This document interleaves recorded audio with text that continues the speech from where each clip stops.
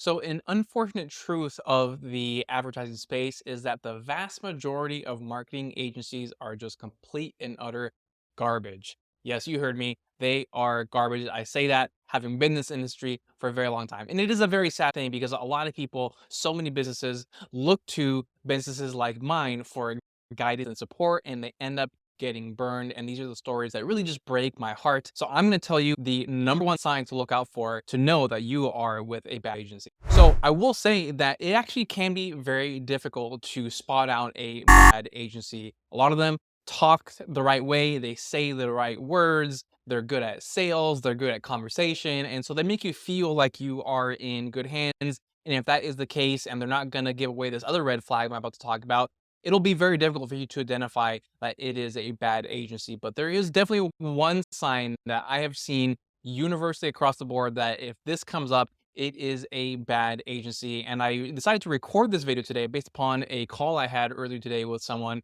where a previous agency told them to spend $10,000 in a single week for a new promotion and they made $0 back. That is far from the first time I've heard a similar story. I have another previous client where another agency told them to spend $20,000 on a new promotion, and I think they only made like two or $3,000 back.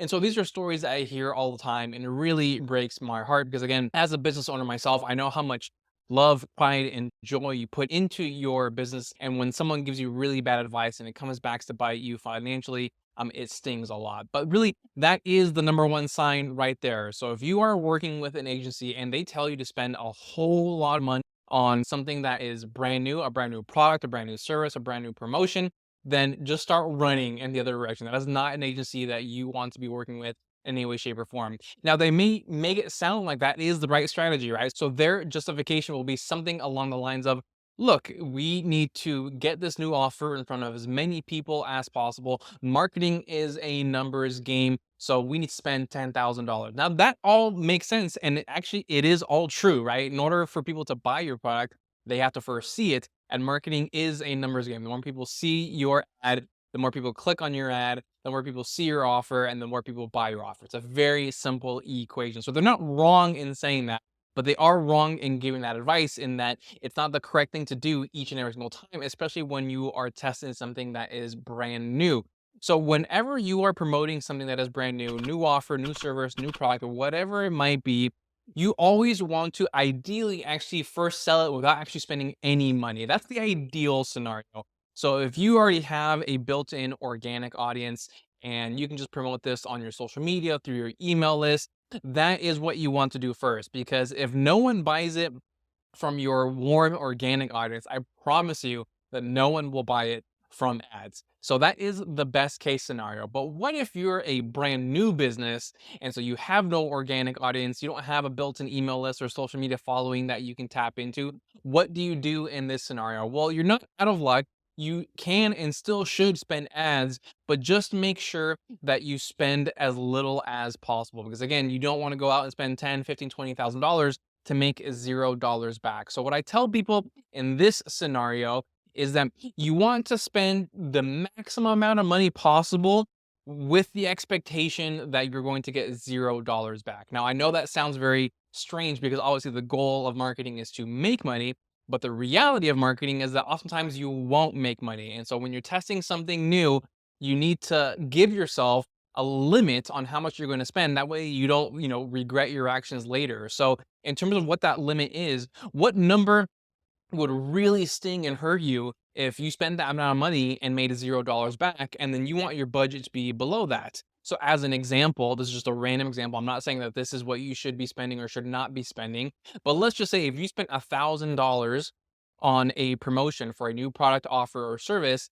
and you got $0 back and that really sting you and you would get very little sleep at night, you would have nightmares for a very long time, then don't spend $1,000. Spend less than $1,000. Maybe you spend $800 or $700, a little bit beneath that threshold. That way you spend it, you lose $700, but you learn some stuff, but you're not at that point where you are just going to be in complete financial ruin because of it. So for some people, that number might be $100, $1,000, $10,000, $20,000, right?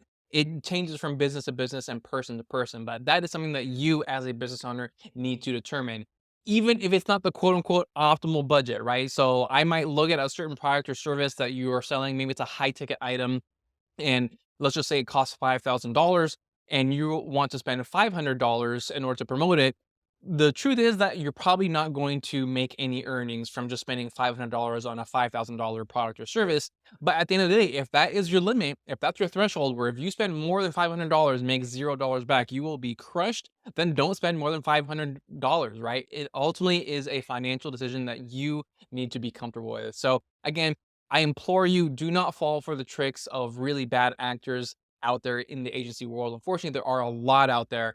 So just make sure you look out for this one trick they try to pull on you, and I don't want you to be falling for it. And by the way, whether you work with my team or anyone else's team, this applies across the board. Of course, if you were to work with me and my team, I would greatly be honored by that. If you are interested, I have a link on how to get that process started down below. So go ahead and check that out. But hopefully, you found this information intuitive and helpful. And I really hope that it will save you thousands of dollars in the future. But if you have any questions about this, just let me know in the comments below. As always, thank you so much for tuning in, and I will see you next time.